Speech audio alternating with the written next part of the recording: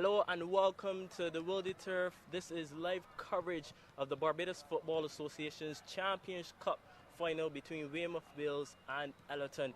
Well, it is Sunday. It is the day that most Christians will say it's the Lord's Day, and at the end of 90 minutes or 120 minutes, one of these teams, Wales or Ellerton, will rejoice in it. My name is Anmar Goodrich Boyce, and I'm alongside Kwame Parrish to bring you live coverage of this momentous occasion. Kwame, your thoughts, your makeup of the final? A big game.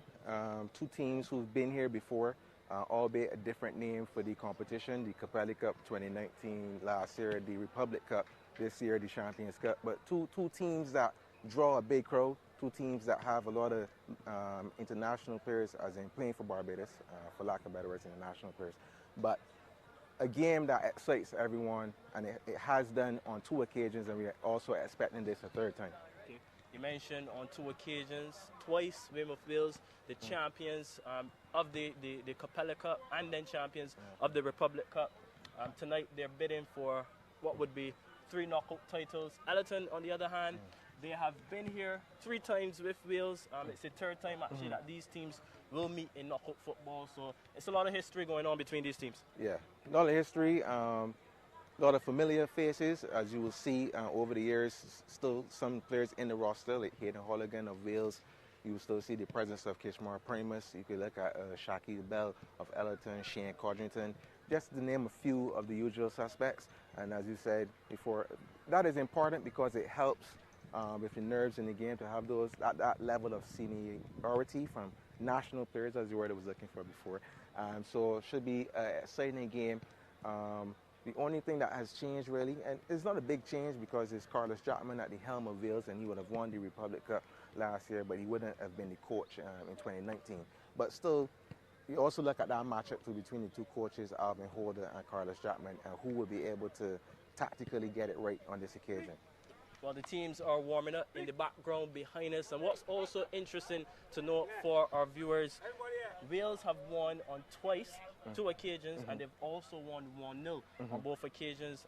Hayden Holligan scoring the lone goal back in 2019, and then in 2020 it was Kimar Headley who scored the goal for Wales. Ellerton, on the other hand, they've been tremendous throughout this tournament as well, coming back from beating UE by 2-1 in their semi-finals. I would say that Wales, perhaps in my opinion, Kwame, had the tougher route to the finals. They had to knock out Premier League giants Paradise to make it. They also had to knock out Wharton, who had a very impressive Premier League campaign. What do you make of the pathways both teams would have took to reach the final? I think the pathway, you could look at that in the case, if you look at it, you would say that Wales may be fresher in terms of maybe not having to exhaust themselves. But I think when you look at Wales, it's a psychological thing for them too, because if you listen to the interview last year that Holligan gave, the impression was made that Ellerton had already played the game mentally before they got on the pitch. So it shows you the mental capacity of the Wales team to be able to fight through difficult circumstances. So they wouldn't have really been paying much attention to the journey to get there. They would be dealing with it one game at a time and focusing on the finals, knowing that Ellerton would probably be their greatest challenge in the absence of what we would have grown accustomed to with the Barbados Sports Program being the team to really challenge Weymouth Wales. Well, you mentioned Wales, and we have the head coach, Mr. Carlos Jackman. He walks into our shot, and I'm going to put him in between both me and Kwame. Kwame, if you can come back into the shot as well. Mr. Jackman, you're here in the final. Just talk to us a little bit ahead of the game. Well, we are here, prepared, ready for the game. Hoping to put on a good show and come away with the win at the end of the night. Wales have been here on 3 occasions, just like Ellerton, 1-0 winners on both occasions. Talk to me about the history behind this tie.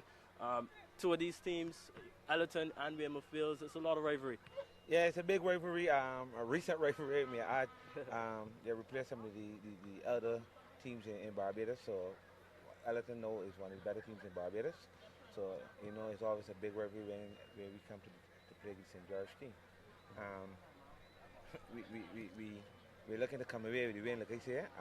We don't fear anybody. We're backing ourselves to do well and to win, so we come to play. Okay. You guys met twice for this season so far. So tonight would make the third time the two teams will be meeting. You guys won 2-0 in the first half of the season, and then you lost 3-0 in the second half. So tonight you're looking for the advantage. Yeah, we're looking for the advantage. Those games are done and dusted. Tonight's game is what's before us, so we just focus on tonight's game and looking to play well and come away with the point, with the win, right? So those games are done and dusted. Tonight's game is what is on the table. All the marbles to play for. Talk to us a little bit about this season. Of course, you guys, Weymouth Wales, you're already the Premier League champions. The women have won the double as well. How important would it be for you guys tonight to come away with this victory?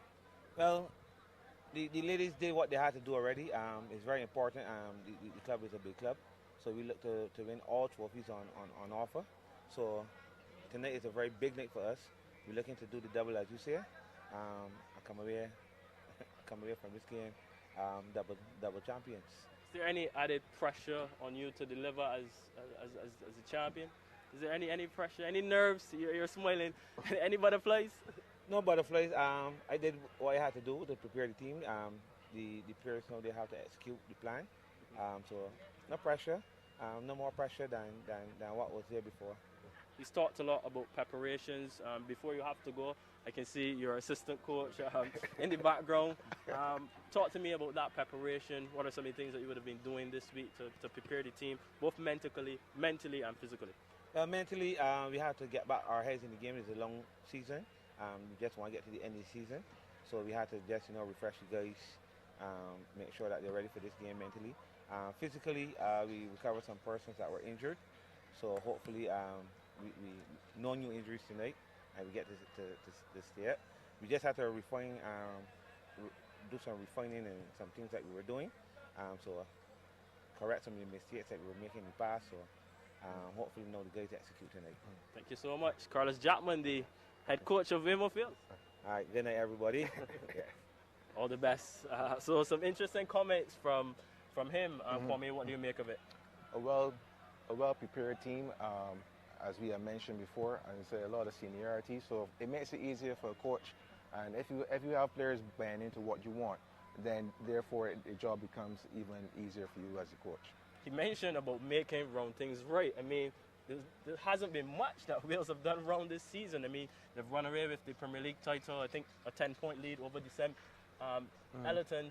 I think they lost 2 games to Ellerton and Wharton. So there haven't been much of errors, much fine-tuning, you think, for Jackman to do and his boys?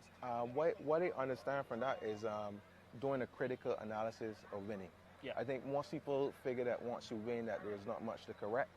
Winning could paper over the cracks in many instances, but that is a team, even though in a amateur league, thinking professionally. So I understand where he's coming from. When you have that winning, when you're accustomed to winning, you speak like that. So it is okay and it's understandable for you to want to make changes because you always want to improve. Let's talk about the players now before we bring in the Ellerton coach, Mr. Corey Barrow. He's standing, waiting to join us in a minute. Let's talk about the players from Weymouth Wales.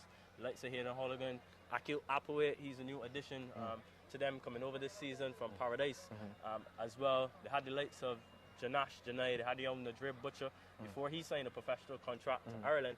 So a lot of different players in the mix for Weymouth Wales this season around. Yes, these are young players too.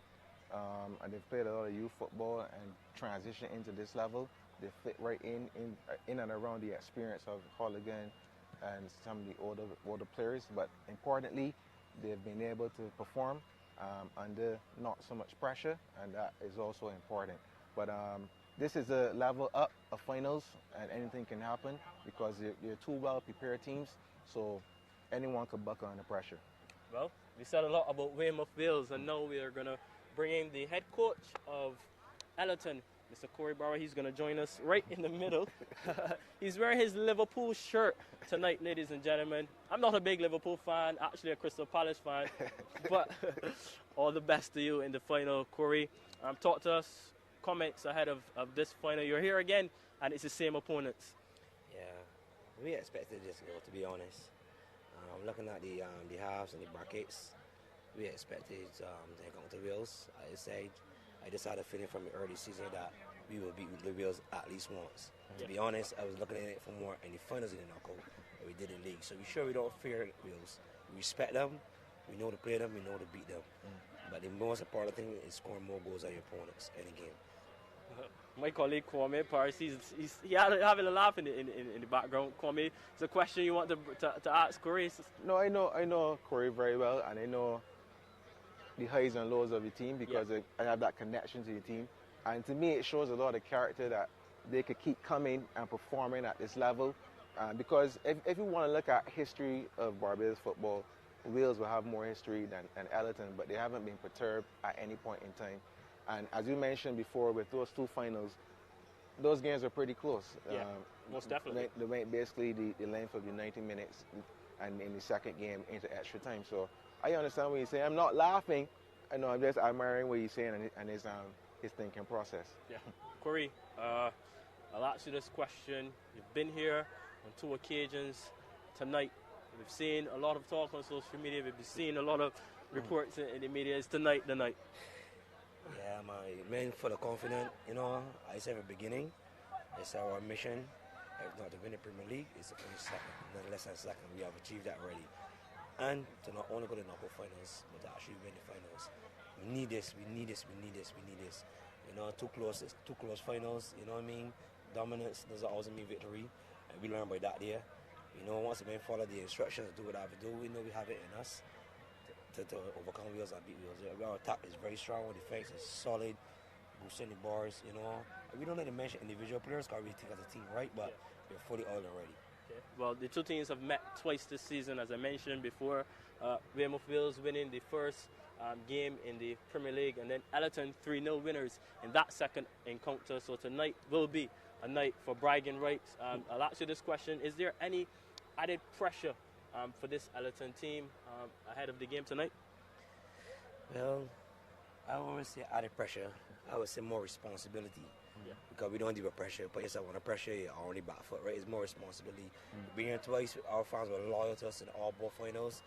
You know, they're not only pour their passion, they pour other things into the game. You know what I mean? So we need to redeem. I know this means so much. You know what I mean? For us to bring this home, it's not about me. It's not about the other coaches, it's not about the management, it's not about the players. This is about Ellerton. This is about St. George's. Our numerous fans that we've gained over the years through like our style of football, right? And we need to show that we just can get here, knocking at the door. We gotta get through the door. So this championship means so much to us. One more from you, Kwame, before we let Corey go. I would just like to wish Corey all the best. I don't want to be biased because it may appear that I didn't do the same for Carlos on camera, but I just want the public to know he did it off camera. Well, thank you so much, Corey Barrow, the head coach of Ellerton, and as Kwame said, you know, we wish you all the best. Thank you very much. And Barbados, you're going to be new champions. Well, that's a confident man, ladies and gentlemen. He says there will be new champions at the end of tonight. Well, Kwame, what do you make of the comments coming from Corey Barrow?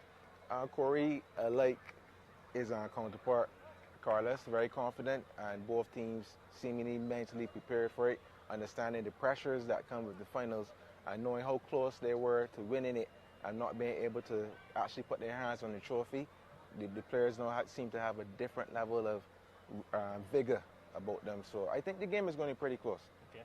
You mentioned the game pretty close as the players come to line up in the tunnel ahead of us. Let's talk now a bit before the kickoff about the lineups, and let's talk about the matchups, which will be very critical, I believe, in my opinion. We have the likes of Mario Williams and Akeem Hill. They'll be coming up against Rashad Jules and Shaquille Bell. Your thoughts on that? All national players, and as you said, that comes with an added lift to the team and an expectation to perform at a high level. And also we look at Codrington, and there's so many names we could call, but importantly, national players, and we expect them to lift the profile of this game. Well, the players are in the tunnel, and Kwame and I will have to take our seats upstairs. Next is the BFA Champion Cup final. Ladies and gentlemen, it's Weymouth Wales versus Ellerton.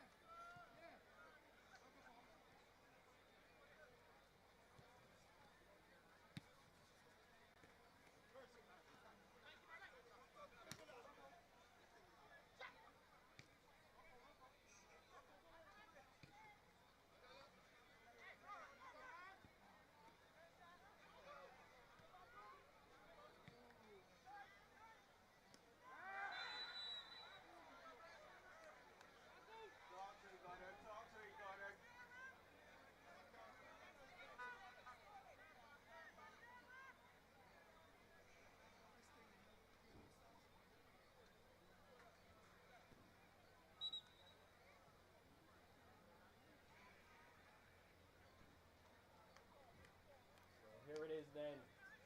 The power game, the Kings and those who so desperately want to dethrone them. Weymouth Wales already Premier League champions.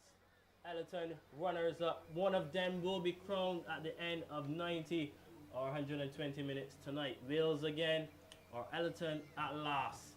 And so the time it's now. It's the latest chapter in the storybook of a rivalry between two of the biggest football communities in Barbados. Wales have done it twice in 2019 and 2022, all at the expense of their opponents, Ellerton.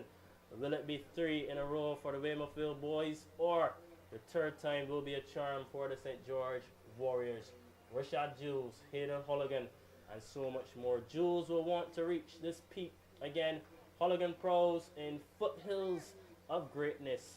From St. George to St. Michael, from Ellerton to Carrington Village, the football world in Barbados unites around its ultimate game. And Mark Goodrich voice alongside Kwame Paris. 2 or 3 minutes on the clock. We're here at the Wildy Turf, and this is the BFA Champions Cup final. Good evening to you, Amar. Good evening to our viewers. Keenly anticipated game, and as you can see, Ellerton already trying to get into their work. So it's a throw in for Wales. It's Headley into the box, looking to turn his mind. The player goes down to the ground, and the referee awards a free kick in favor of Ellerton. So a bit of early pressure on the right hand side from Weymouth Wales. We can see from the offset, Kemar Headley looking to get in behind this Ellerton defense and cause them some problems down the flank. As we see the player there down for Ellerton. So you see Brewster with the ball in his hands. So a bit of an early spell from Wales for me. Bit of an early spell and of importance. Burgess is moving a bit gingerly. I've been going down a moment ago to number 16, and also in the first minute, Romario Drakes, the number 18, also went down, and he isn't really moving too fluently, but we monitor that as the half goes on. Yeah, perhaps the conditions from the players. It's been a long season, Kwame, and perhaps tonight you'll be seeing some of the effects as Ellerton got to come forward. The ball is played into the area, and it's going to be a free kick. The Ellerton player on the far side is fouled. And it's going to be a free kick in a very dangerous position. Ellerton. Drakes is foul, and it favors the left footer of an in-swinging delivery, Kwame, and Ellerton will be looking to cause Wales some problems. It's a decent crowd that's building here at the Wildy Turf. 3 of the stands almost full to capacity. They've had to open the mount, which is excellent to see the football fans taking in the action. As I mentioned, it's a free kick for Ellerton. It looks like Jules stands over it. Favors him, the left footer. The referee blows. It's the free kick swung in. That one straight at Primus. Good positioning by Primus, and you also have to look at his distribution. They're taking an early kick out to try to catch the Ellerton defense out of position. So it's a free kick in favor of Wales out on the far side. Again, right in front of some of the fans. Bit of a cagey opening so far for me. Neither side being able to have the grip. So Williams look to take the free kick early, Wales. Yeah, probably Williams had to go back. This is Hill. Here's the ball into Holligan, who opts to go back to Williams. Williams plays the ball over the right to Headley. We can keep it alive. Headley with the header. This is Buffett in the midfield for Ellerton. Looking to play the ball into number 7 man, who's dispossessed by Williams. Headley in possession for Wales. He's challenged by Bell. Plays a lovely ball over the top, and it's dealt with by Quadrington. This is Headley. Attempts to play a cross-field ball, and the heads go up. The ball is played away. Clark, and it goes all the way behind for a goal kick. So you see some of the players challenging the Sean Speedy Gittins and Akil Appaway in the midfield. Players who know each other very well, Barbados teammates. At some point, it's a fierce rivalry out there, ladies and gentlemen. This is Ellerton. The ball is played forward, looking for Jules, and it's back into the midfield. This is Braffett. Plays the ball on the far side. Lovely bit of give and go. He's on his bike here. Can he get the cross into the box? Stands at his man. Opts for the cut back. And it's a weak ball into the box. A weak cross. Nevertheless, Ellerton back with possession. And it will go all the way through. Bit of a tricky one here. Now the wing back. And he gets it clear. And it's interesting to see Shaquan Collymore, number 7, who's most recently gone in the Barbados call up. He's gotten some caps under his feather. And he's been in the midfield, and a couple of occasions he's dropped deep to help facilitate the advancement of the ball. And he also pressed Williams into that forced clearance moments ago. So this is ball in the midfield, looking for Boyce. Boyce gets a nod tonight, ahead of perhaps Rantis Lawrence. Should be on the bench. The ball is played forward. This is Stewart looking to get the bit of a give and go. And Ellerton can come forward. This is Braffett. The ball into the midfield to Clark. Goes back to. This is Headley. Yeah, thanks for correcting me. I actually say Collymore meant Shaquan Clark. Collymore is obviously who we know as Gov. Yes. He's not on the field at present. Gittins is controlling the midfield. This is Braffett. Plays a lovely ball over the left-hand side to Bell. What can Bell do? He has Holligan for company, and it's a clattering tackle, and it goes out into touch, and it's going to be an Ellerton throw-in, but it's a lovely ball from Braffett, Kwame, being able to find Bell on the far side, and we know what danger he can do when he gets a 1v1 opportunity. The ball is played into the box. So the shot comes in, and that one a bit tame, never troubling Primus. Interesting enough, Burgess. Jules actually was not in the box, and I was hoping that Bell would have took that opportunity to make a run inside. Not saying that he was guaranteed to get the ball, but you have to be looking for those small snippets of opportunities. For a moment there, it looked like the Wales defense were half asleep, but the shot was not on target. And a bad shot could also make a good pass, but there weren't any takers in the middle. So this is Smith, plays the ball back to Williams. Williams with a leading ball. That one is cut out nicely on the far side. It's going to be a throw-in for Wales. This is Gearwood, and it's dispossessed. But Boyce, can he get it under control? Boyce plays Headley. He's into the box. Headley. Headley versus Headley for challenge.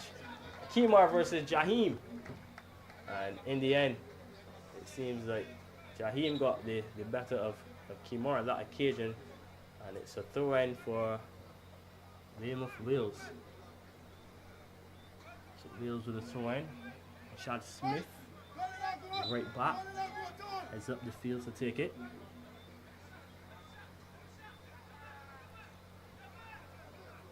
So it's a long throw-in from Smith. The heads go up, and it's cleared away by Braffett. They only find Holligan. Holligan beats his man, looking to beat a second. That won't do.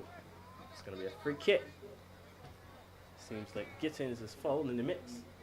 And the referee, Goddard, awards a free kick for Ellerton. Just about 10 minutes or so already completed in this game, and hardly have seen any or large presence of Rashawn Braffett on the ball from midfield. And he's also going to be instrumental in pulling the strings. And he's a flamboyant player as well. He can take on players. And he's one that can play for the crowd as well. So it's going to be key to see who from both teams are going to really present themselves as the one to distribute the ball. I haven't seen much of Herod as yet. As you said, a KG encounter, but I think so far Wales have been able to nullify any real possession of the football for Weymouth Wales. This is Hill. There's the ball forward. It's a lovely ball, and it's cut out there by Codrington. It's been terrific at the back, at the heart of this Ellerton defense so far. This is Gittins to Bell. Bell, the captain, goes all the way back to Headley. Headley has Boyce for company. Gittins is challenged by Stewart. Goes all the way back defending Shaquille Stewart. Normally the man at the other end putting the ball in the back of the net. Just goes to show everyone's behind the ball for Weymouth Wales so far as Gittins plays the ball to Clark. Clark moves it along nicely to Jules. Jules gives it back to Clark, and Ellerton make the most of this, but it's a clattering tackle from Hill, who rushes in and gets it absolutely right there. Akeem Hill, he's one of the best defenders in the island. He's shown to be one of the best defenders in the Premier League, and we see the quality in a tackle like that as Ellerton look to come forward. Again, dispossessed. This is Holligan, drives forward. It's a lovely drive, and the ball over the top. But it's dealt with there by Burgess, it seems like, as we'll have a stoppage in play. Seems like one of the players is down. He's back up to his feet right now. Holligan, it looked like. And it seems like Wales will have a free kick right on the center circle. So we can give you the lineups for both of the teams. Weymouth Wales line up with Kishmar Primus in goal. Hayden Holligan is the captain. Andre Apaway at left back. Rashad Smith at right back. The midfield is Romario Haywood and Akil Apaway also in there. And then the front line, it seems like Shaquille Boyce, Kimura Headley, Shaquille Stewart. There's also a start, as I mentioned, for Akeem Hill and Romario Williams. Ellerton, on the other hand, they've started with Jamar Brewster in goal. Shaquille Bell is their captain. Rashawn Gittins, Shane Codrington, Rashad Jules, Romel Burgess, Roisin Braffett, Jaheim Headley, and Shaquan Clark. That's the starting 11 for both teams. In case you're now joining us, as the crowd is building to almost capacity as the ball is played forward. The free kick is dealt with. This is Stewart in possession. Goes all the way back to Smith. Smith looking to play the ball to Headley. He's out jumped by Codrington. This is Braffett, and Headley stays to the ground. And the referee plays on. As the ball now is put on the touch. As Headley seems to be in pain here down in front of us in the commentary box. Kwame, as we see the medic for Weymouth Bills, Chantal Braffett, giving him some attention. Headley is normally a warrior. Kwame, there's not much time to see him down on the ground and staying down. So definitely we know that he must have taken a big knock. He's scratching his lower back, to be precise. And you can see that a tactical change was also made just before that, with Stewart dropping to the right hand side and Headley playing through the middle. So it's going to be interesting to see the movement as well of Headley, because I also saw him drop deep, and then Shaquille Boyce took the opportunity to fill in that slot, which is what we were talking about earlier in terms of Ellerton. Those key positional plays in proximity to where the ball is. You want that player on that side of the field, that attacker furthest up the field on that side of the field to be in position. And if he is not there, you expect one of your wide players to come in and fill that space. Most definitely, as Headley is back on his feet. So throw in for Wales. I'm sure they'll give it back to Ellerton. Smith does. Headley still clutching the bat, it seems like, down in the technical area. It's still receiving some treatment from Braffett. Nevertheless, we'll play. So it's important to note that Headley is still waiting to re-enter the game. He re-enters now, so it's not a case of 11 versus 11 again. Free kick for Wales in a promising position on the right hand side. Remember when Jules got his on the left side, we mentioned that in favor of the swinger. This one is kind of similar. The difference only is that it would favor right footer now on this occasion. But it looks like Appleway, left footer. So he's going to look to swing it in and out. Delivery from Appleway is dealt with. Jules with a clattering tackle.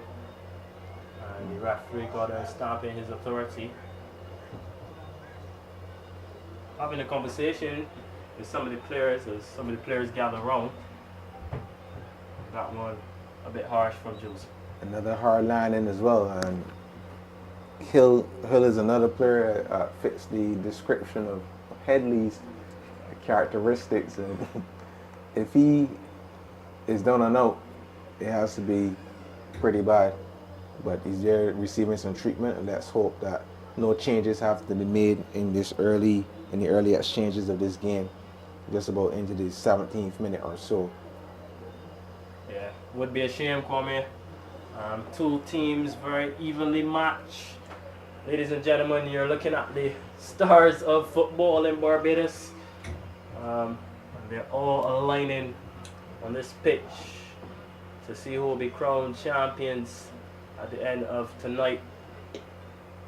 As Hill stays down on the ground, still receiving some treatment, it appears.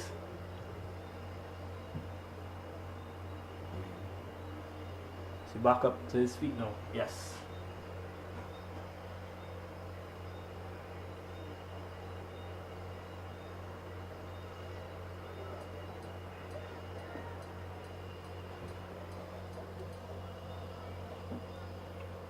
Mentioned Hill, but it seems like Holligan walking away with a bit of a limp.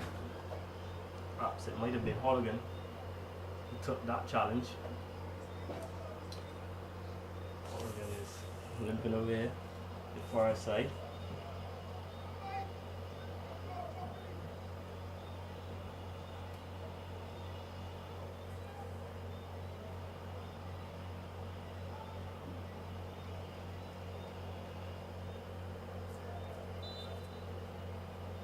Free kick.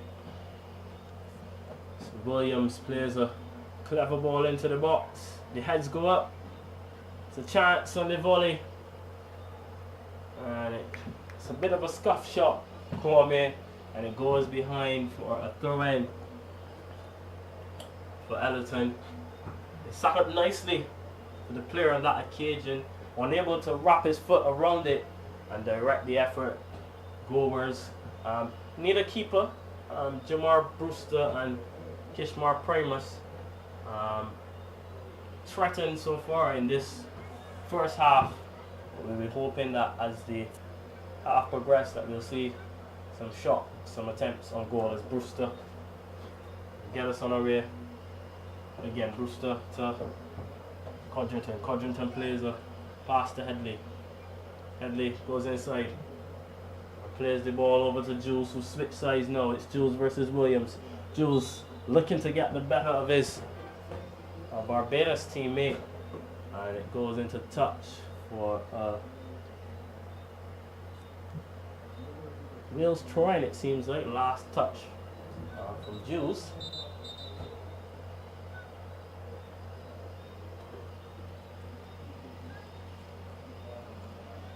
It's going to be Smith to take the try. Smith looking for Stewart.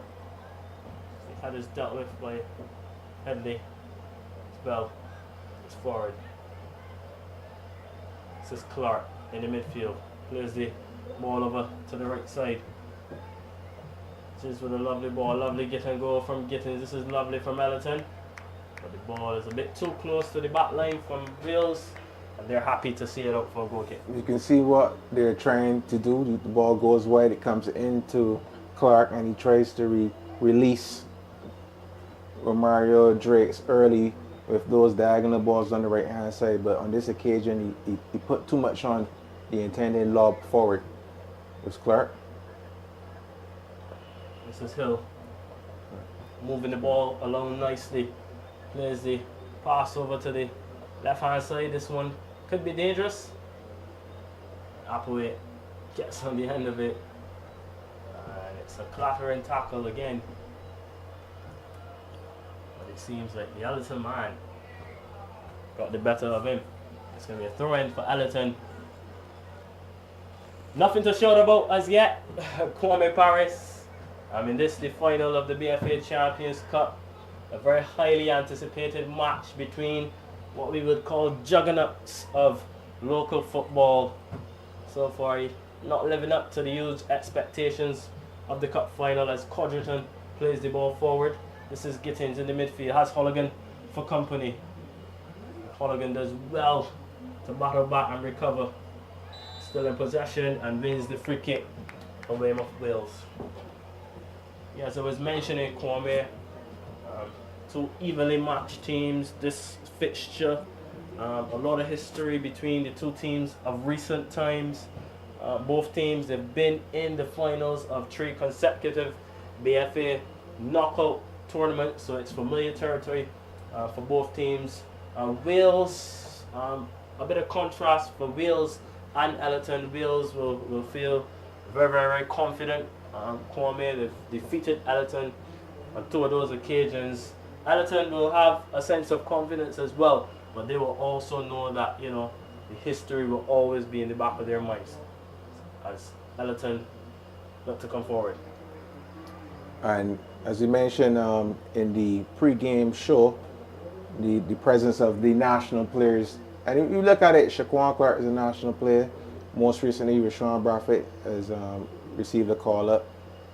Ramel Burgess has been there at that level before, and he brings that seniority at 40 plus in age. Shane Codrington as well, national player.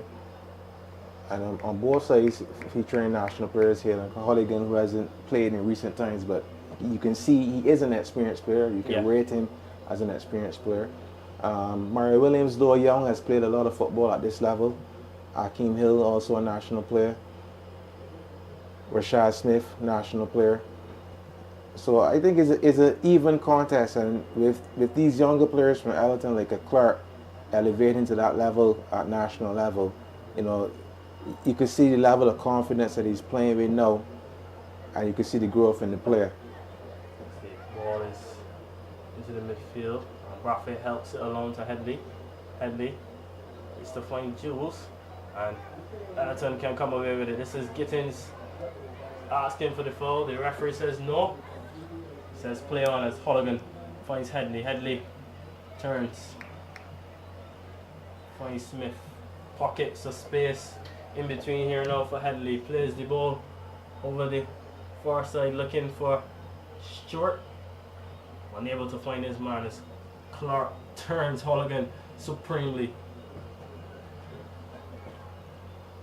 Played out to Drates. Drates looking to get on his bike. Drates does well here.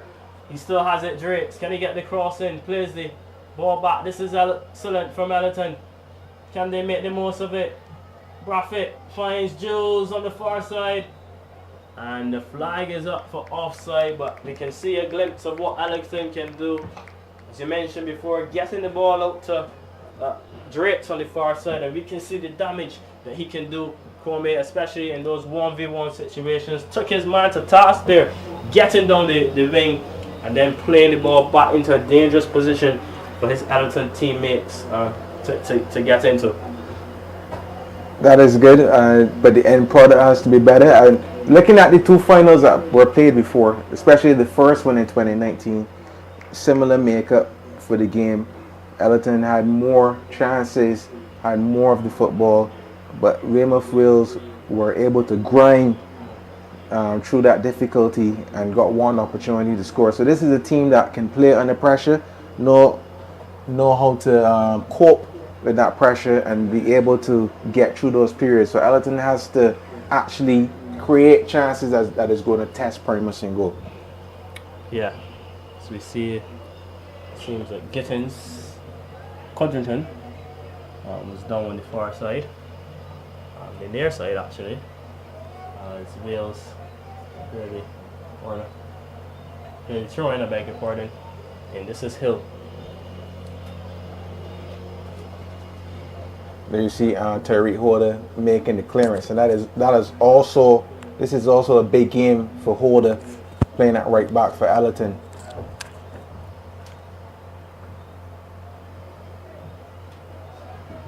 Smith plays the ball forward, looking to find Holligan. Brewster comes, has to get it, and gets it in the end.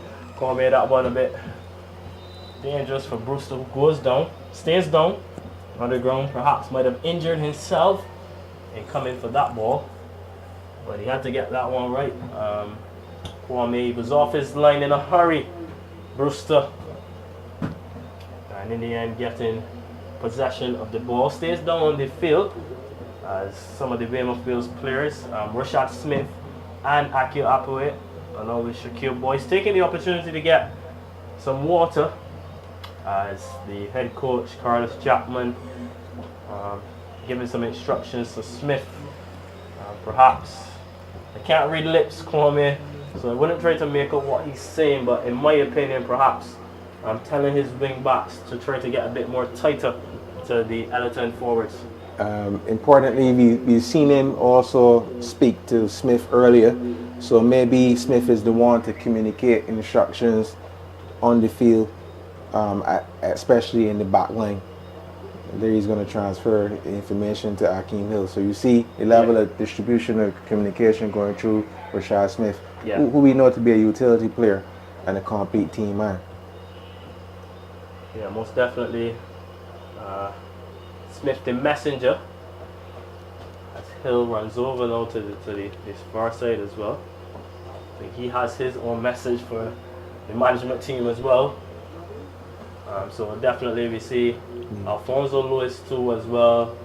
So it's telling me, Kwame, that Weymouth feels definitely not happy with something out there on the pitch, especially in the back line. As you mentioned earlier, the message went from Smith to Hill, and then Hill coming over to have a chat with Lewis.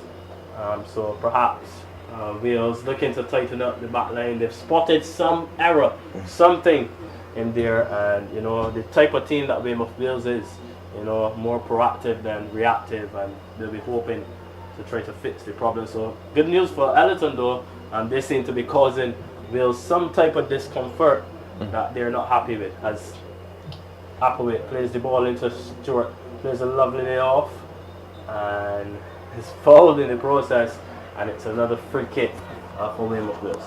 It could be a case of trying to manage the game in increments. And if you look at the time, you see Stewart has gone back in to a central role, and then Haley is playing close to him, so maybe they're in favor of Stewart playing with his back to goal, maybe to play the ball into someone like a Headley, who could then look for someone making a diagonal run at the right or left of the attack. Maybe even take a shot, because he's also a goal scorer. But it's going to be interesting to see going in. You had about a half hour now in this first half. As you said, no keeper has been tested. It's going to be interesting to see what happens now. Williams' opportunity crash into the wall. Headley plays the ball over to Jules, but Hill comes over brilliantly. You see that awareness from Akeem Hill. Being able to premeditate that the ball will drop right in front of Jules, and he's on the end of it. As Wales look to come forward again, this is Akeem Applewhite. Right, and to be more clear when they say what's going to happen now, are Wales going to change the plan? Or are they going to, because they're equipped to play 120 minutes of football as well, they're set up, and I think they prepare for any actuality. So they don't seem to be in a hurry. And as I said, Ellerton play. They're looking for those openings. They're quite happy to play the game at a slow pace.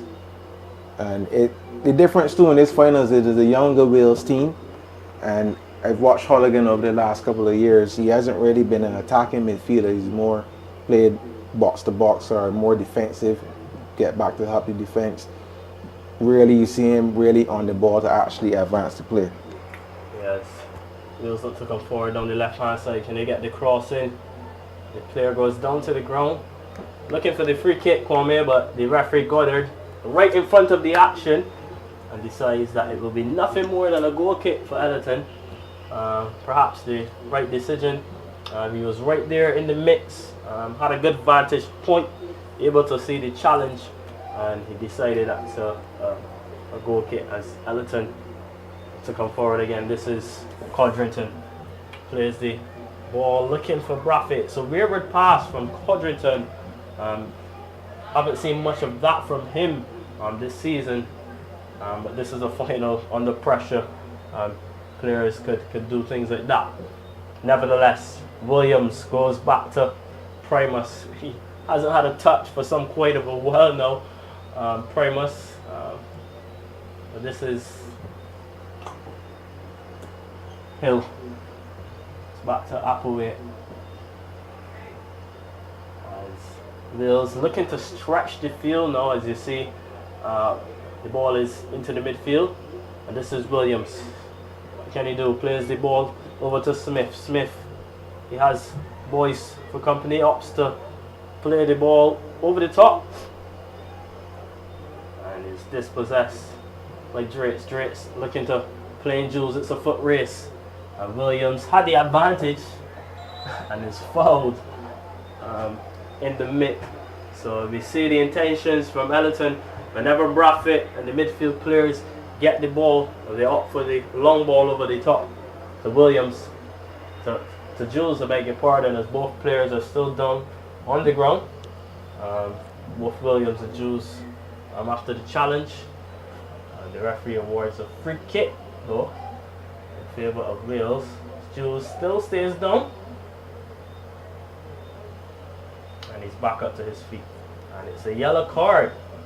So it's the first booking of the night in this cup final, and it seems to be Rashad Jules. It looks like he goes into the referee's book. A yellow card. I'm unsure. Perhaps the challenge. He might have said something to the referee as well.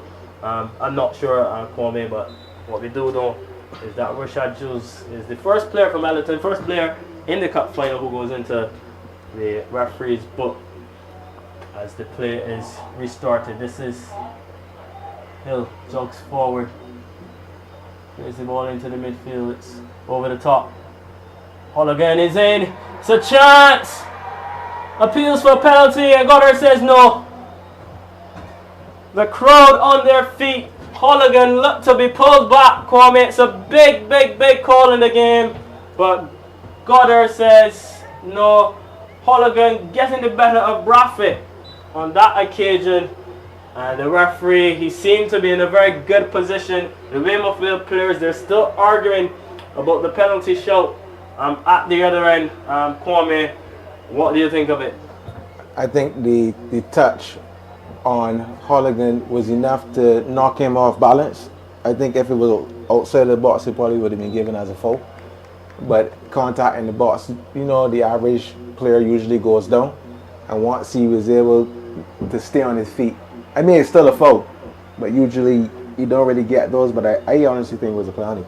Yeah, looks stone cold for me as well. Holligan getting the better of Braffett.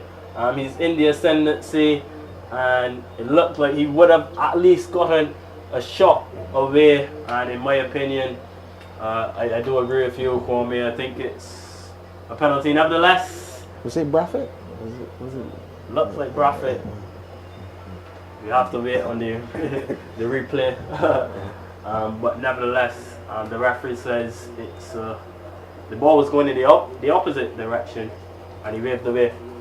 Big call, big moment in the game so far. It's the biggest one that we've seen so far for the first half.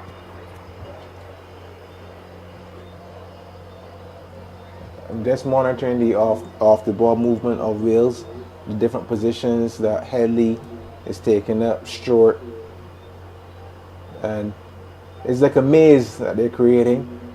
One player, you might see him at front, then he drops in, but the important thing that each player seems to know their responsibility and where they need to be, where the ball is, where the ball is.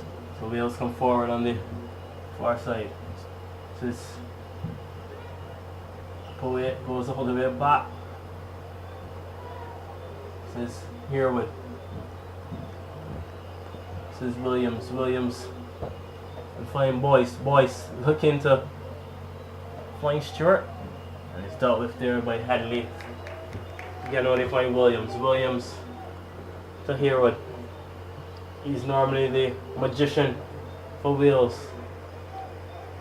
What can he do? Finds Boyce again. Boyce looks to drive forward.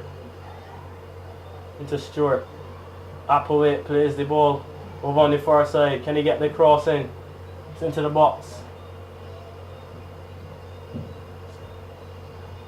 And it will fall kindly to Olligan. Comes away. Can he get the shot off? And we'll wait and see. And it's a free kick. Definitely that one given now. And the referee Goddard. Player is brought down. And it seems to be going the other way. Well, if you're going to get the free kick the other way, you're basically saying that there's simulation. So that are you going to book Headley for diving if that's the case? Well,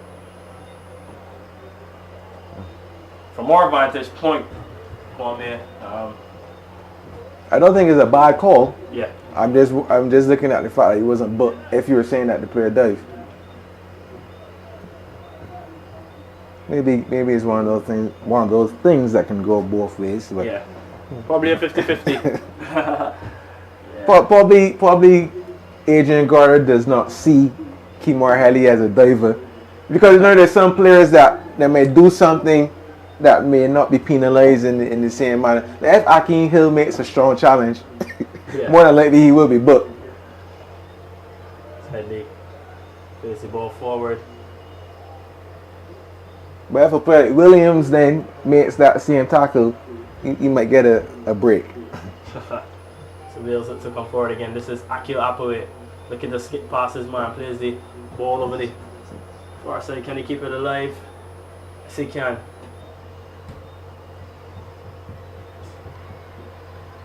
Ball is played forward and Brewster can come and collect. Brewster trying to calm things down for the Ellerton team. Prophet in possession. Plays the ball over to Drakes. Drakes with a give and go. This is Clark. Looking to turn his man. Goes all the way back to this is Burgess. Can find Codgerton. Ellerton looking to build from the back. This is Headley. Can find Jules. Jules looking to flip the ball over into the possession of Gittins. Gittins turns away from two players. He's away. Rashawn Gittins is into the box. Can he get the cross in? Gets the cross in. Kwame Paris, but excellent positioning from Primus. He's alert and aware of the danger and comes and collects. It makes it look so easy, Primus. I was surprised that Gittins cut in so early because he needed some more separation. This is a lovely ball from Stewart into Boyce. He's into the box. Shaquille Boyce. He's going to need company. Boyce. Dizzy and dazzles away from his man. Gets the cross in. And Headley is challenged there by Burgess. It looks like a strong challenge from Burgess to put off Headley, who was bearing down on the penalty area. Foul there committed by Hill on Bell. In the last couple minutes too, you've seen Mario Herwood a lot more involved in this game, and that could mean ominous signs for Weymouth Wales. But as we said, neither keeper has been tested, and good positioning there from Primus to prevent. Will you call it a shot or was it an attempted cross? Yeah, I think it was a cross for me. But now I was saying, I was surprised that he cut the angle so early because he hadn't created that much separation between him and his defender. So I was hoping that he would go wider to give himself that extra space to make a better pass, a better cross.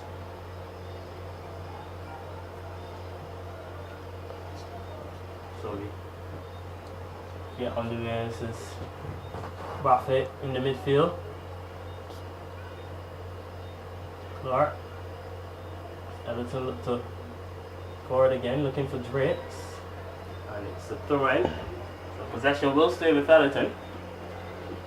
But Ellerton has looked their best on that right side when Drakes has gotten on the ball, but he needs some support. He gonna need someone dropping in the midfield to give him that second option of a pass inside, or he's going to be forced to make some crosses all the time. But he's been pressed early, so they've realized that he is a threat, and they haven't given him much time and space on the ball. So the ball is played into a dangerous area. But look at the distance there between Jules and Bell. Yeah. You want to narrow that space, especially if the ball is coming aerially and Jules is going to go up for the header. You need someone with that attacking prowess in close proximity. And it could be a midfielder making a run into the box. Yeah. But so far we've seen that Bradford has been extremely deep, and Clark hasn't really gotten anywhere in the vicinity of the 18-yard box. Williams in possession. Finds Headley. Headley back to Bradford. So Williams giving away the possession for Wales. It's Jules with the cross. Bit of a cross shot, not too far away though.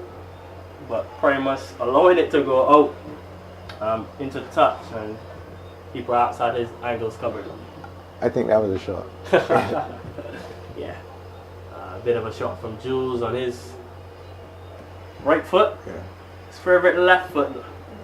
Left-footed player ups with the right foot. On that occasion, and not too far away as I mentioned before. This is the ball played into midfield. Back up with a bit of a give and go from Stewart. Lays it off for Herwood. Herwood find back his man. It's Wales down the far side. The ball is crossed into the box. Boyce unable to operate, unable to stop his authority. But here comes Prophet, does well to get away from his man. Plays the ball into the midfield to Bell. Plays it back off for Bradford. This is excellent from Bradford and Bell. Can they switch it? Looking for Jules. And it's excellent defensive duties from that man Holligan. We mentioned him playing that more of a deep line midfield role, being able to sniff out the danger, get on the end of it, and put it back into the path of Primus, who comes and collects. So there, we see the role of Hayden Holligan in that deep line midfield role for Wales as they turn away down the left hand side. A bit of fancy footwork. I'm surprised though that Wales have not really attacked the right side of the Ellerton's defense more, given the presence of Tariq Holder at right back. Not saying that he's not a good defender, but in terms of experience, you look around the field, he's probably had the least. So Smith, bit of a cross shot. Brewster comes and collects. That's an easy one for him. And Jackie Headley, he starts it. Brings the ball into Drakes. And Drakes is fouled by Williams. So we see now the switch of the wingers from Ellerton. Drakes comes on the left side, and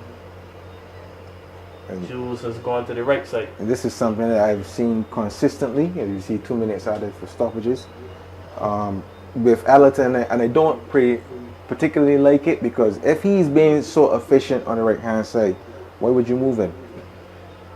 Yeah. I mean, you want Bell to get more into the game, but not in that area of the field.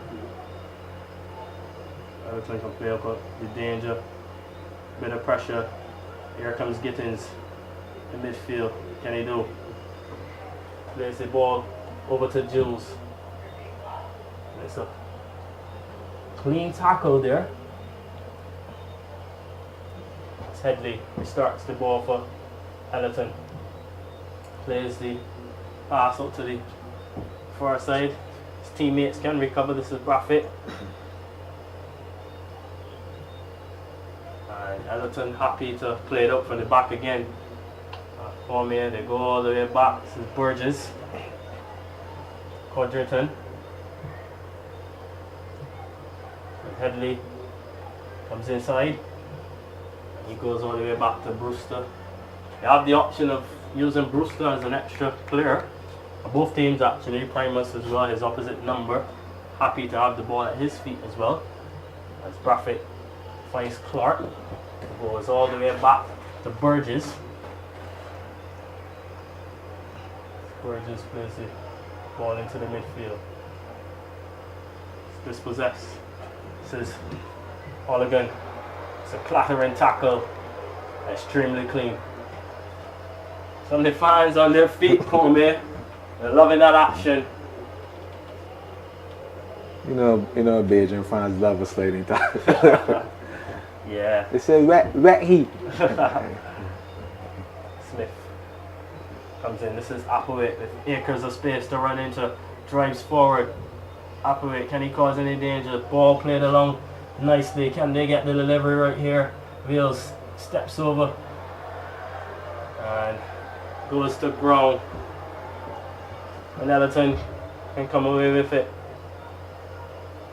Not enough bodies forward though to force the counter attack.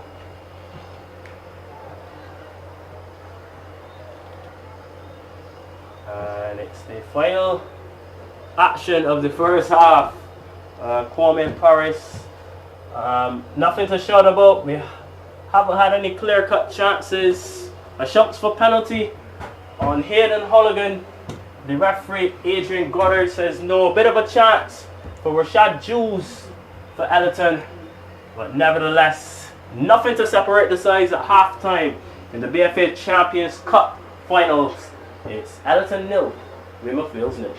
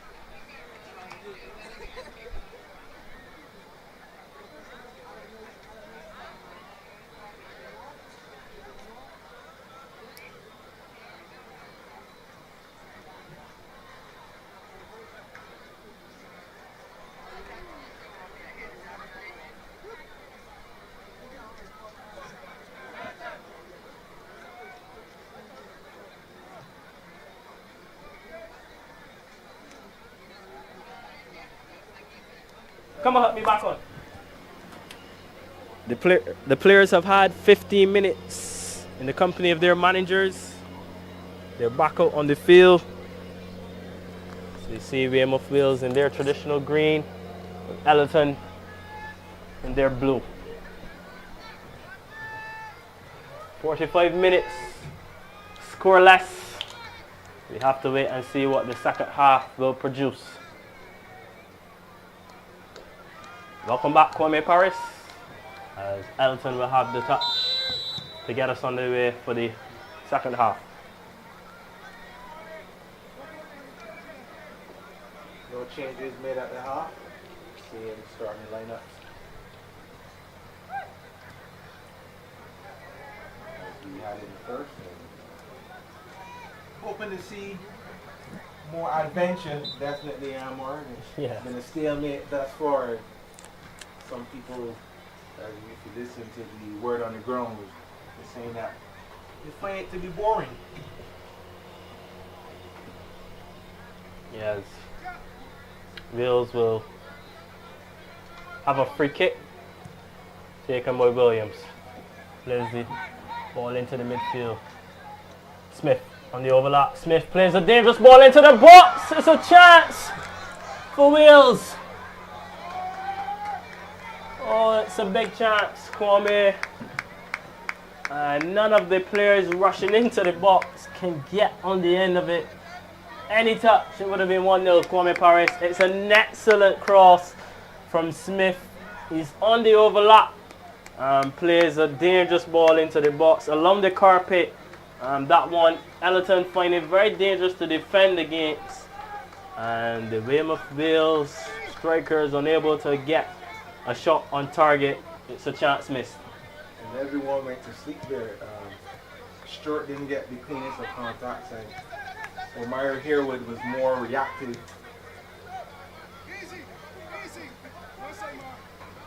As Wales gets the ball from the back. This is Primus to Williams. So you were making your point, Kwame. I was saying that they all went to sleep there, and Stewart didn't get the cleanest of contacts, but Harewood was thinking that that ball was in the back of the net, and he made his run late.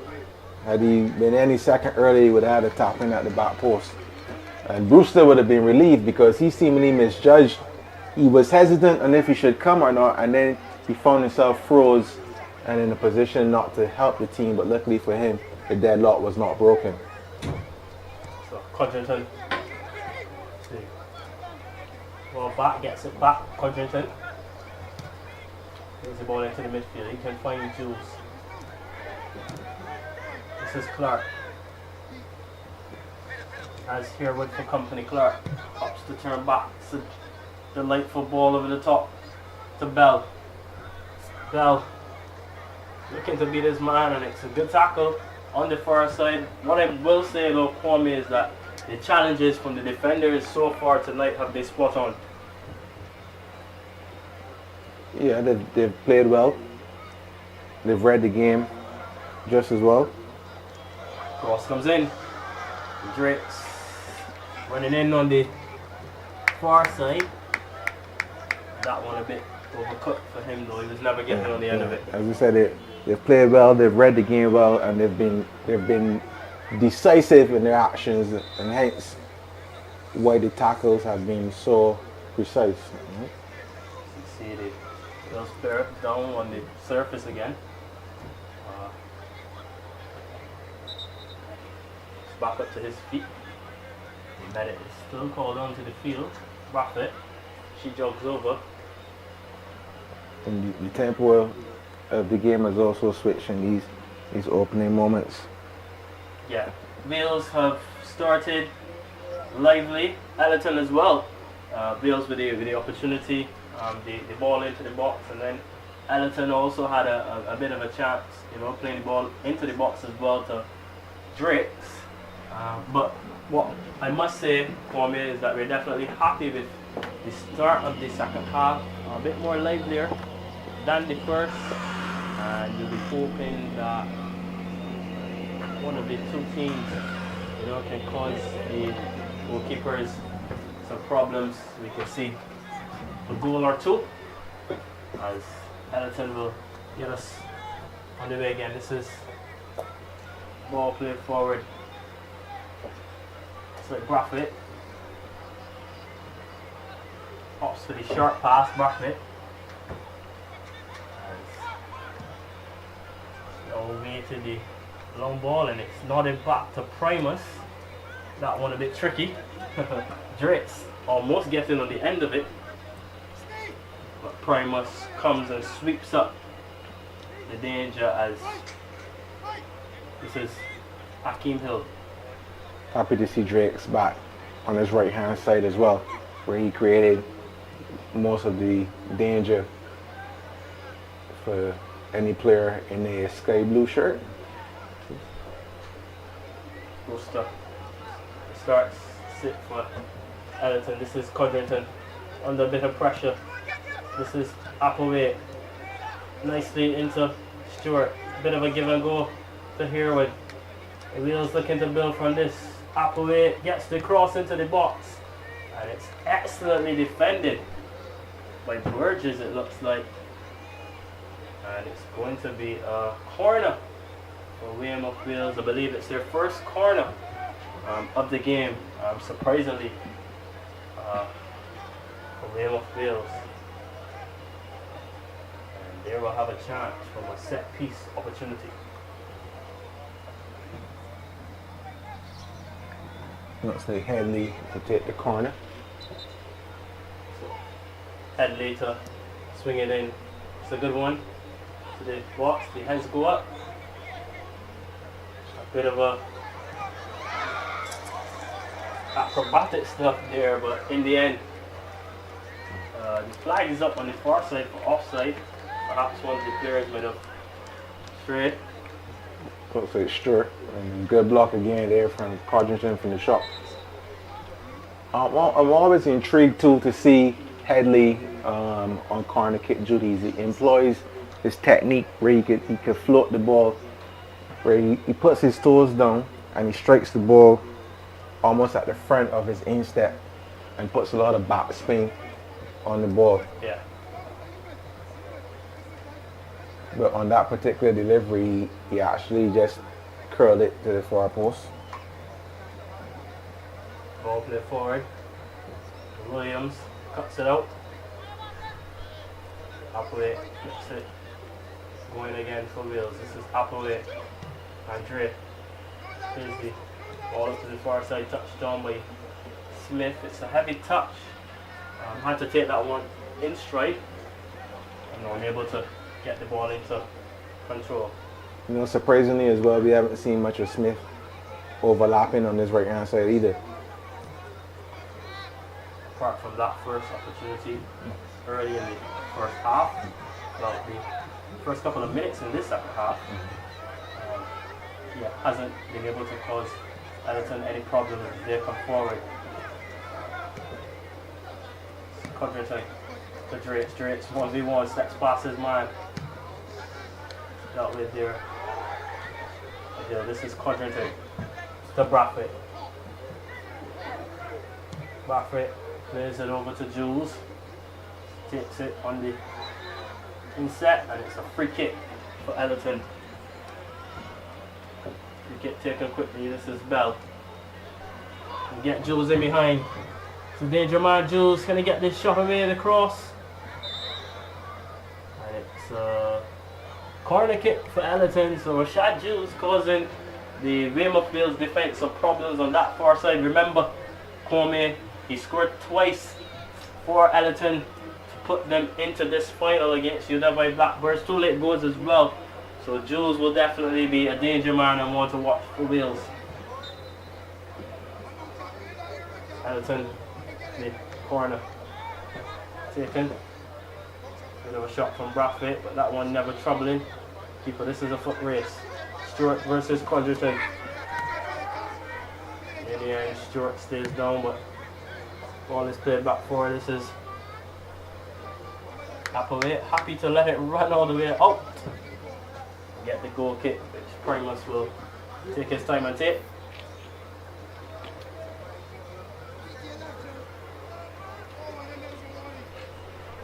This is Hill. In possession, drives forward. Akeem Hill lays it off to Headley. Headley plays the ball over the far side to Herwood. He lovely take. Herwood cuts back. Can't beat his man. Burgess strong in the defense.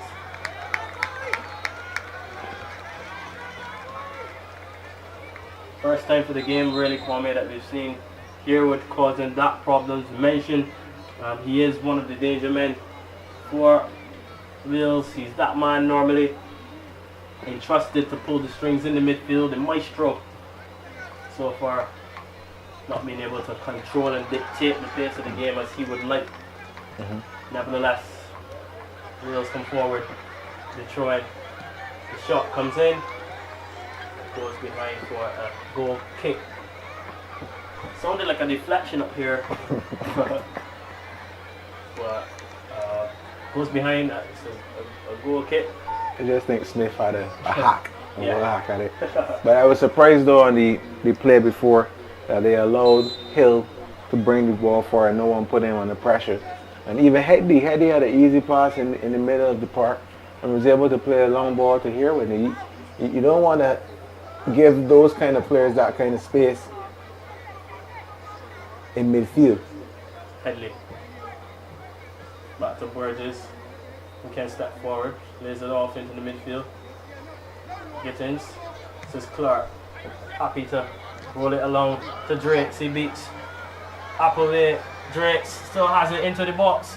Can he deliver something of quality? A Primus comes. It's an open ball. The shot comes in. Still have it. Clark. And Weymouth Bills can breathe a sigh of relief as Primus stays down. But it was a chance,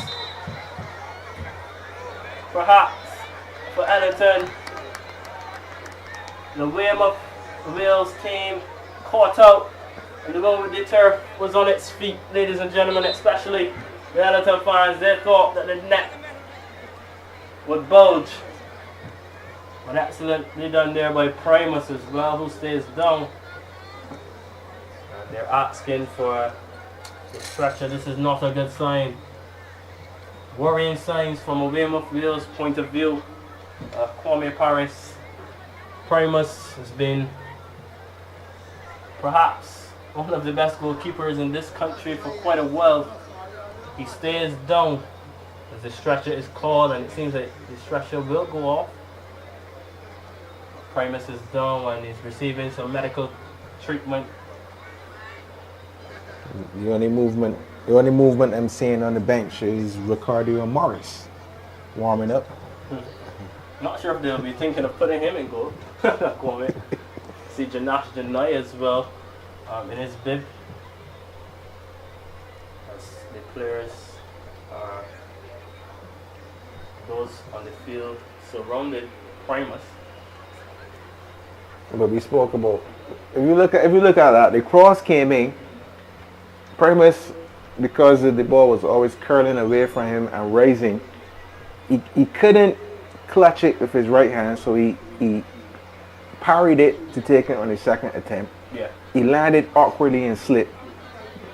But it still wasn't an attacker within range to capitalize on such an error. And I'll tell you what, Kwame, it all started when Mario Drakes, you mentioned him for the entire cup final so far. He got the better of Andre Appleway right in front of us in the commentary box. And Appleway kind of flew into the challenge. Drakes, beat him for pace and was able to go past Holligan as well. Remember, Holligan was backpedaling. Got the better of Holligan, and once he gets into the box, it's a bit of a tricky situation because as a defender, you don't want to touch him at all. So Drakes then is allowed to put the cross into the box, which then, it put Primus into the contention for the ball. He decided to come, but they all started with that play there from Drakes. He's been a danger man. You've been mentioning him so far for the cup final. He's caused problems for Weymouth Wales. Both teams in the middle of the park have been a bit too open. One pass split Holligan, and I believe it was Headley to his right. And there wasn't any cover close by either. So you don't want these players getting that kind of space in the middle and have that many options to pass to. And we've seen it now with Ellerton, similarly moments ago, Wales. I mean, as the game progresses, as legs tire, you will find more spaces. Neither team has made a change thus far. We're into about the 15th minute of the second half, close to the hour mark of the game. And in the past, I've seen almost like a game of chess created with these two teams, where if Wales makes a change, Ellerton makes a change, and here Wales are making a change. It looks like Morris is coming into the game. We'll tell you who's coming out. The number on the board is 23, so Rashad Smith makes way for Ricardo Morris, who is more inclined to advance down that right-hand side and overlap, play along diagonal balls into the box as well. It seems like Primus will continue though, which is encouraging to see from, well, Weymouth Wales fans will be happy about that. It looked worrying for them as Morris enters the field.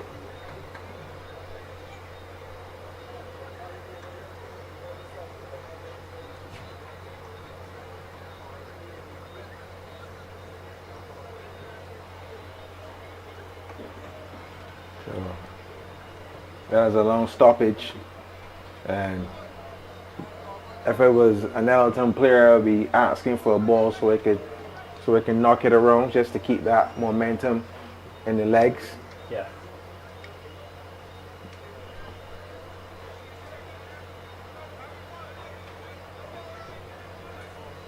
But all the players were almost like in a huddle, conversing, so we don't know if they were discussing tactics or maybe where they think they are in the game presently. But importantly, the score line is 0-0, and we've seen a couple of half chances, but nothing to really test both goalkeepers. An error there by Primus, really creating the danger. Similarly, moments ago, if you want to classify that as an error by Brewster, but neither attacker from the opposing teams were able to convert. Yeah. So Primus continues, moving a bit gingerly. Nevertheless, Weymouth Wales come forward and the ball is put onto the touch, and it's going in favour of Ellerton. Morris right into the action as soon as he has entered the game.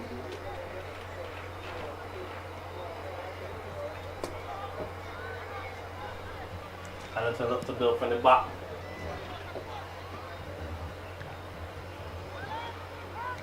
Clark with the header. This was Hess, and it's a foul made. Referee Goddard says. Bell is brought down.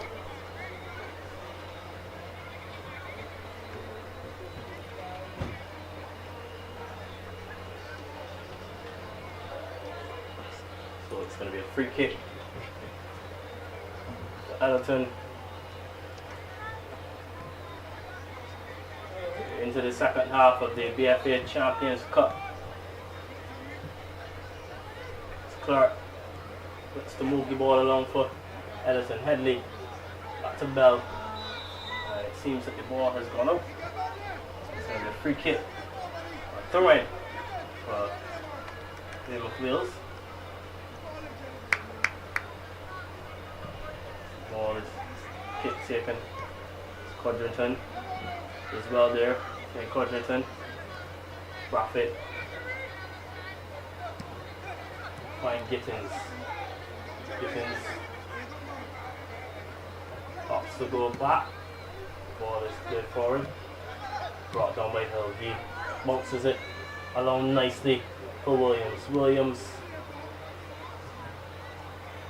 What can he find on the far side of Williams? stays down on the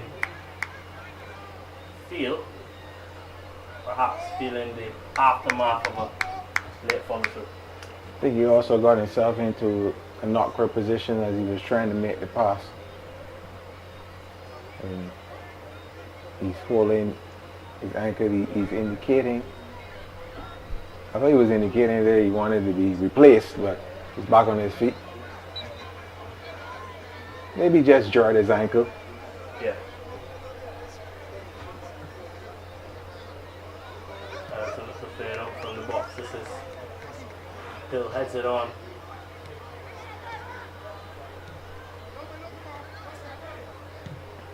Hill looking for the dangerous pass. This is Drake's Ellerton there, 3v2. This is Clark. Clark with a shot! And it goes wide. It's a chance for Ellerton. They were 3v2 there. Hakeem Hill giving away the possession. And suddenly Ellerton were in. Excellent there again from Drake. Sees that his teammate Clark was in a better position. Instead of going directly at Hill, opts for the pass to Clark. And Clark, once he's put under pressure, decides to opt to shoot. And he's never going to beat Primus from there. Had to be something spectacular for me. With a player like that, you're hoping that Clark goes a bit wider, which allows another attacker to make a run through the central part of the field. But under pressure, as you say, he decided to shoot, and he was nowhere close to the target. Andre Apple heads the ball up. So you see the trying taken by the number 4 for Ellerton. So we hold it. This is Codrington. There's the leading ball forward. And easy pickings for Primus and the Hill defense. This is Hill.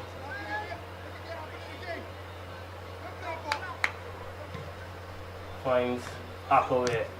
Appleway finds Holligan, who allows the ball to roll over his body. Holligan to Herwood. Ups to go back to Hill. The Hill is under a bit of pressure. He's going to be booked here. Akeem Hill. The referee, Goddard, he immediately goes to the top pocket. Codrington is having a word with him. Definitely not happy with the challenge. Making his case to the referee. Holligan is back there as well. Hill, the culprit, moves swiftly away from the scene of the crime. But most definitely, I believe he'll be shown the yellow card. There's no way that Hill was like allowing him to pass. There's no way. Yeah, had to do it. It was a bad pass from here, but he opted to play the ball in the air, which was totally unnecessary. And Hill recognized from early that the flight of the ball was going to beat him, and he saw Drake's over his right shoulder, and he knew he had to take one for the team there in that scenario. Yeah. Still a lot of deliberation going on down the pitch. But such is the experience of a player, because a high boot like that could warrant an expulsion from the game, but he made it look so neat that he was going for the ball and he was slightly late. That's the timing of his lateness. What's tremendous though is that Hakeem Hill has escaped without a booking as the free kick is taken. Whoa, I saw Goddard going to the top pocket. Might have put House and Land on it that he was going to give Hill the yellow card, but quite extraordinary. The card stayed in the pocket and Hill escaped. What's ironic as well, I mentioned a scenario like that earlier where they suggested that if a player like Hill made a challenge like that, he would most certainly be booked. But who am I to judge? I think most football fans though would agree with me, calling me that's a yellow card offence. Nevertheless,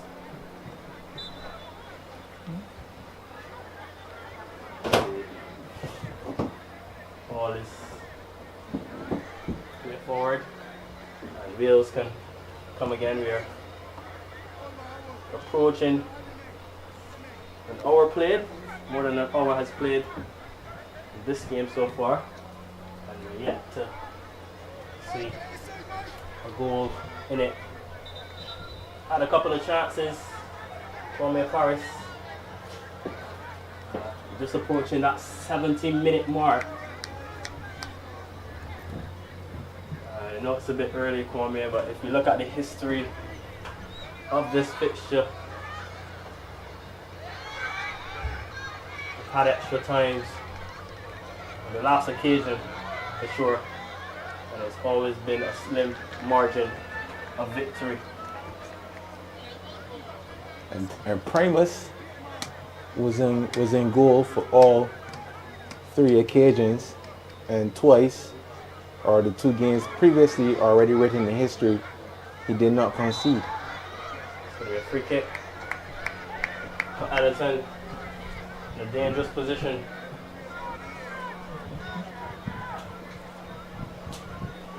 You see the Weymouth Wheels coach, Carlos Jackman, giving some instructions down on the bench in front of us in the commentary position. As Janash Janai appears to be getting warm. Neither team making a substitution so far. But as we approach the 70-minute mark, I believe Kwame is almost time for a bit of changes, fresh legs. We had Ricardo Morris. He was the first substitution for Weymouth Mills. We haven't had a substitution for Ellerton as yet. Nevertheless, it's a free kick. And crashed into the wall. The ball goes out into touch. Mills can look to come forward. Outnumbered there, and Ellerton can turn over the possession. Drake sees dispossessed. This is Appleway. Ball on the far side. This could be dangerous. Ball is into the box. Shoved away. It's a penalty. It's a penalty.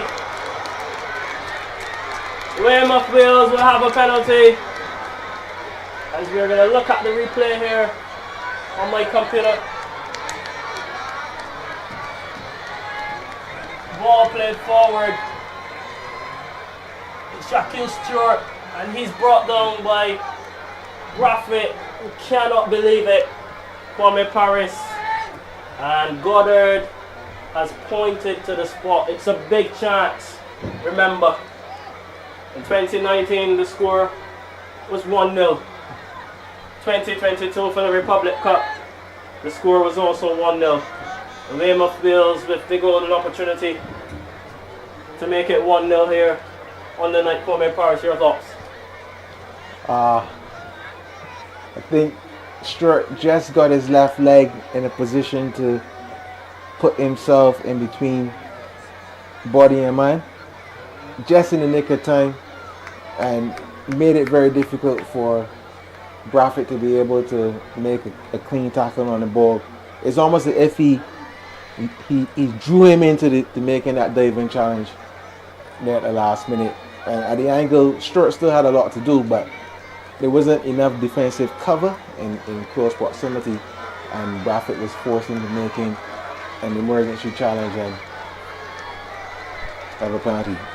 I don't remember or don't recall Adrian Goddard showing Braffett a yellow either, so It looks like Boyce. Shaquille Boyce. Shaquille Boyce stands over the penalty for Wales. It's a big chance in the game. Boyce scores for Wales! Wales take the lead on the night. Shaquille Boyce is the man. He's the man for the moment. Runs all the way to the fans. And Weymouth Wales lead Ellerton. 74 minutes on the clock. And Shaquille Boyce might be the right choice for the penalty taker. And he gives Weymouth Wales that precious lead. It's just about quarter and about an hour to go, Kwame boys. Boys, no one was stopping that. Even if he told Brewster he was going to shoot the ball from that range at the axis, Brewster had no chance. That was a rocket. But even if he had saved it, I believe that would have had to be retaken because both feet from Brewster were already off the line as the number 7 boys was about to take the penalty. Powerful penalty by Boyce, as you mentioned, Kwame. Perhaps would have taken 2 goalkeepers to save that one. It's a big goal. As we see a bit of a stoppage here. 2 players down on the field. Nevertheless. The Ellerton has to play football. They have to do something different, you know, they're forced to. And you can't worry about decisions that the referee is going to make. The game is not going to be decided by the referee. And as you see the penalty scored, you're down 1-0, and that's never safe. That kind of lead is never safe in football, but we haven't seen that inclination to really get forward and drive at Weymouth Wales in this second half. The yellow card there shown to the goal scorer, Boyce. But we look at the bench, Javon Austin, the defensive option, Braffitt likewise. Most of the players here you won't consider to be players that they will opt to change the game. Not saying they can't come in and do a job, but they have to try a different tactic here. It's not working at the moment for Ellerton. Yeah. Brewster play the ball forward. Mention a different tactic for Ellerton. Perhaps we'll see some substitutions from them as well. If we look on the bench, right, the likes of Terrell Waldron, he can come on and perhaps change the game. He's an exciting winger. So perhaps they'll be looking to Waldron. As Clark is cleanly dispossessed. This is Holligan. Skips past his man, Holligan. It's into the ascendancy. Ball is played forward on the left hand side. The cross comes in. That one. Never troubling Brewster. See Bell through the middle now, and Rashad Jules back on the left.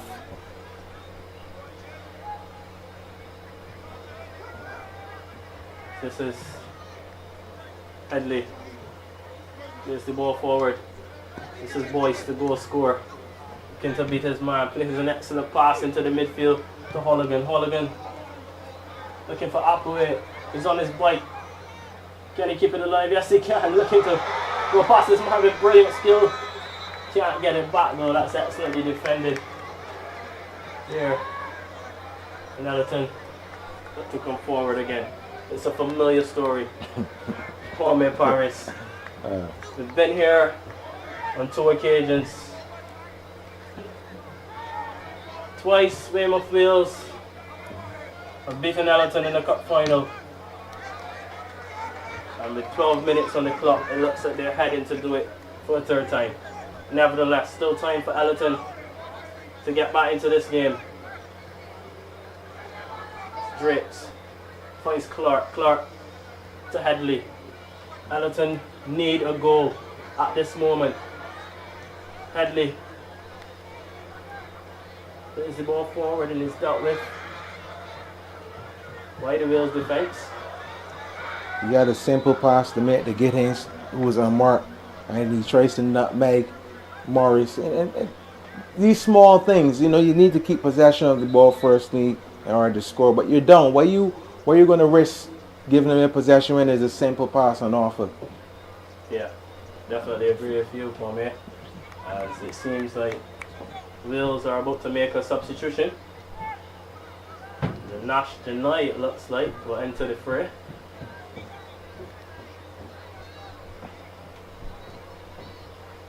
You see the number 16 also stripped. Looks like another Marquez. It's about to enter as well. The chance for Wales! And the shot goes high and wide. Bit of a half chance for me in Paris. And that would have been game set, perhaps, if that one had gone in. And the fact that you look at the timing on in the game, it says a lot about the leadership ability of a player like Marquez. You're asking him to come into these last 10 minutes or so in the game just to see you home. Playing in the heart and the center of the midfield. It'll be interesting to see who he replaces additionally. Yeah, I think it might be Applewhite or Herwood. Applewhite or Herwood, we're hearing. Also, Janashton Knight about to enter as well as I will probably gamble on Applewhite. Ellerton will have a free kick. Free kick is taken quickly into the box. A lot of power behind it, but it goes out. Mario Williams has been superb tonight this evening. He's been in the right positions. He's almost virtually ready to play like he was in the same nest. You mentioned tonight, but I think Mario Williams has been extraordinary for the entire Premier League campaign as well as the Champions Cup. The combination of Williams and Hill has been tremendous for Wales as the substitution being made. So Shaquille Boyce, the goal scorer, the man who at the moment has given Wales the goal for victory. We'll have to wait and see if it's the goal that would give them the title tonight. So As Shaquille Stewart is also replaced by Janash Janai. So interesting substitutions from a Wales point of view. two attackers, one replaced by a defensive midfielder and a winger, which clearly indicates to me that Headley is going to play through the middle. There you see here with asking for a confirmation of the change in tactics in the system. Yeah. Ellerton have also had a substitution. They're preparing. It looks like Handsome Barrow will come into the game. Just hope that it isn't Drakes that's coming out.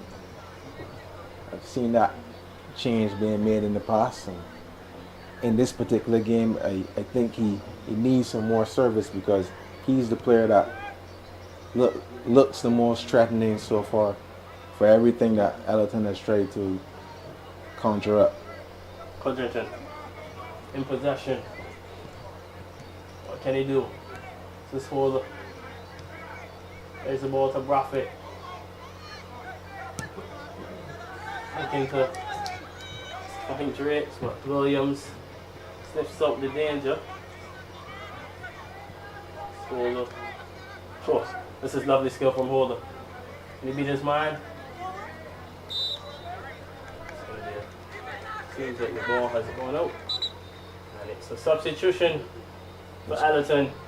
And it's Shaquan Clark who will make way for Anson Barrow. So Clark has done enough for Ellerton tonight. And they've decided that Barrow will replace him in the midfield. In just about 7 minutes or so to go. Kwame, we've seen this before.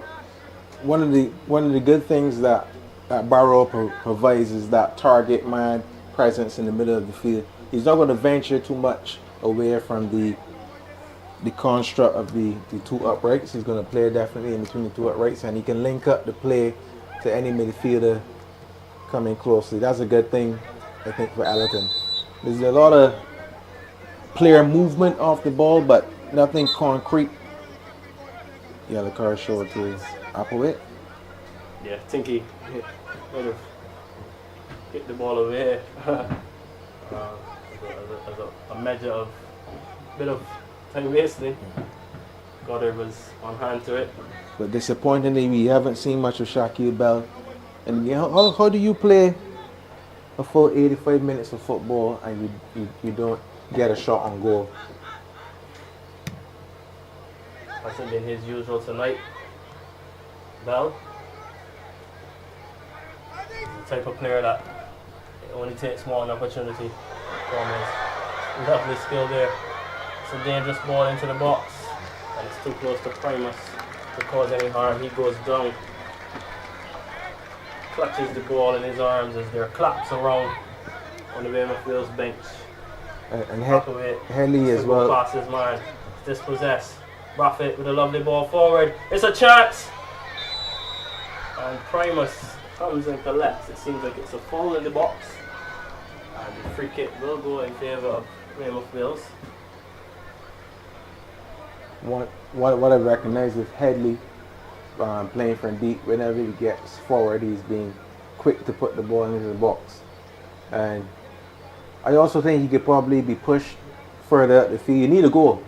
And you need someone who's going to deliver the ball into the box. If the intention is to get Anderson Barrow or Shaquille Bell or Drakes on the end of any of these crosses, you could bring on Javon Austin for someone like Rashawn Giddings, who hasn't really been impactful, especially in the second half. And you can venture to put Headley further up the field, playing outside left. You still have Rashawn Braffett in the middle, playing midfield.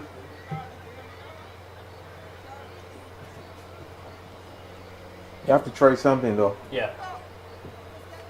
It's a free kick for Ellerton. Braffett floats the free kick in. Heads at the back post. And they get the cross into the box.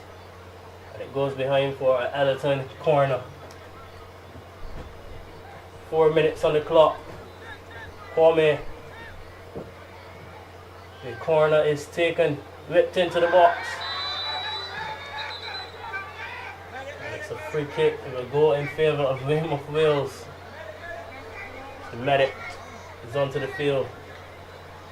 Kwame. Set piece opportunity for Ellerton. That one floated into the box, but it's like a clash of heads. Clash of heads, as you mentioned. The stretcher is down onto the field. Worrying sign, Kwame. He'll look to be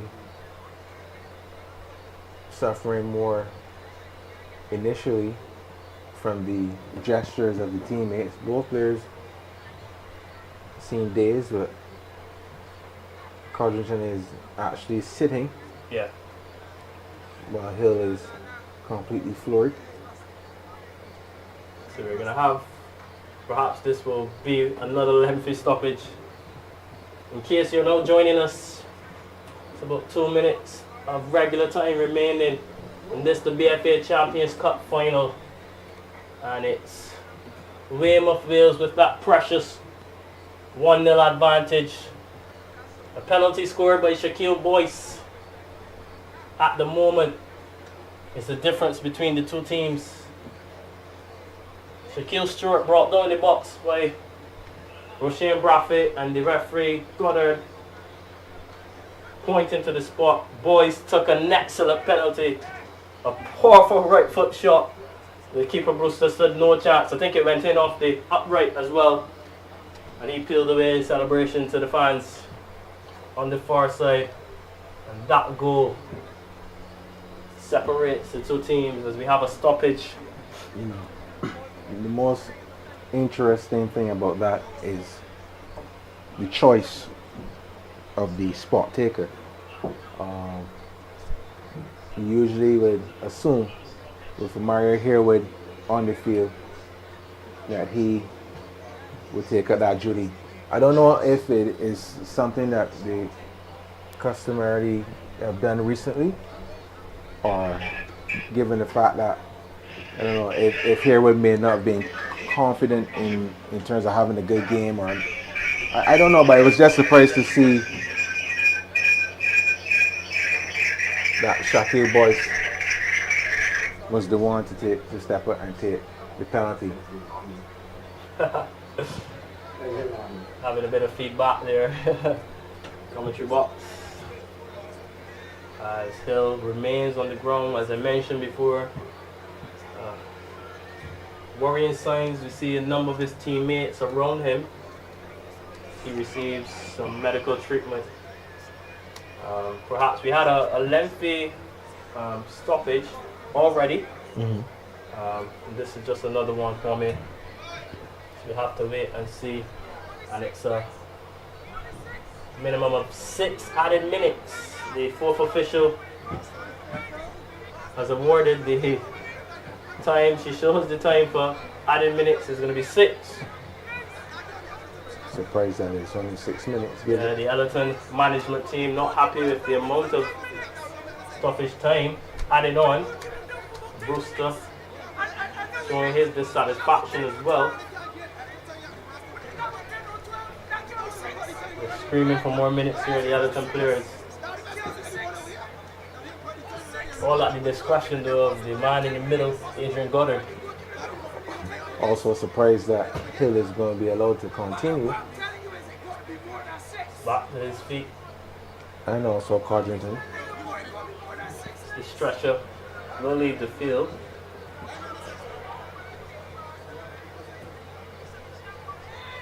Some semblance of a concussion test. Yeah. I've never seen that before though.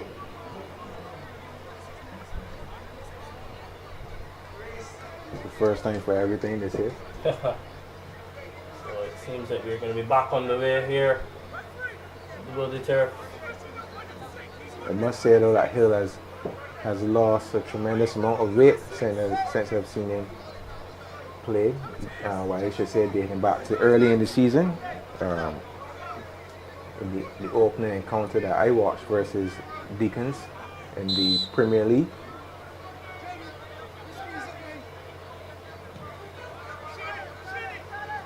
The ball is played forward. Remember, Wales have a 1-0 advantage. Compliments the right boot of Shaquille Boyce. We're into added time. 6 minutes have been shown on the board. Ellerton come forward. This is Headley. As Hill is back with us. Headley plays the cross into the box.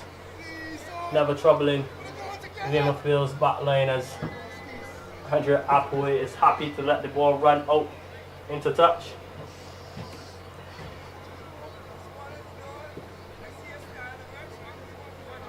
They're going to take their time with this throw and Kwame.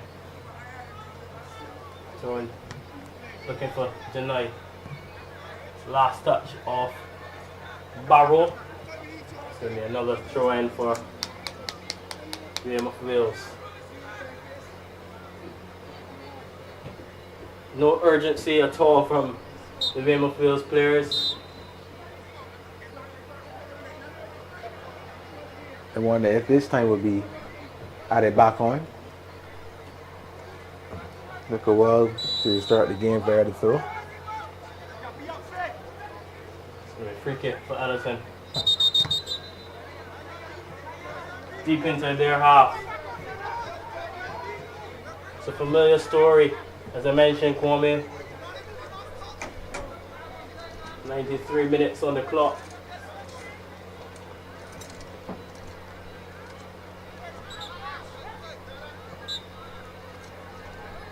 Some of the fans already making their way to the exit.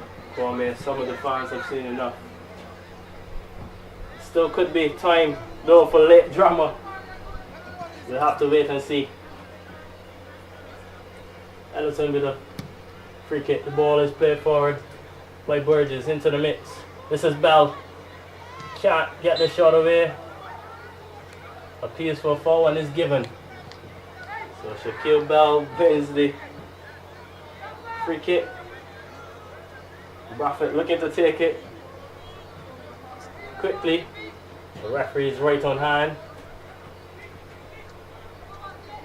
So Braffett stands over the free kick. Codrington takes it quickly. Floated forward. Codrington. He's urged to shoot. Codrington Knocks the shot away, but that one never troubling. Or going forwards. It's going to be on some borrow if they hold up. They're trying. Back to Burgess. Burgess. Along to Braffett. Plays the ball forward. Time running out for Ellerton. They're in possession though. And they'll have another free kick.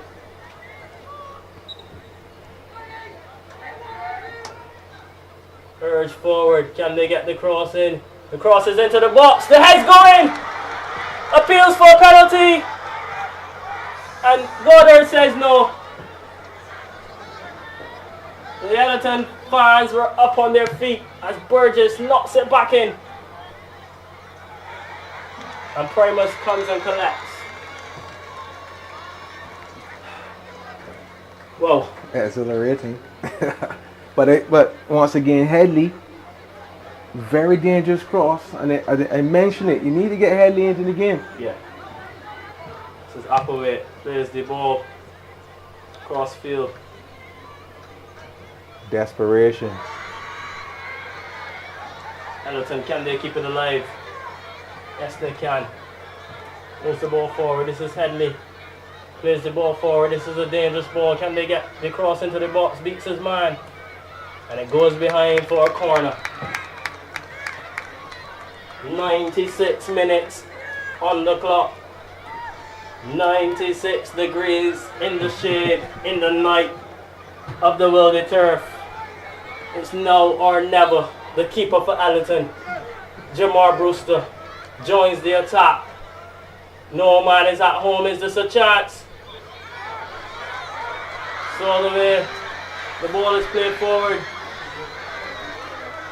Burgess trying to get it on the end. Anywhere will do for Weymouth Wales.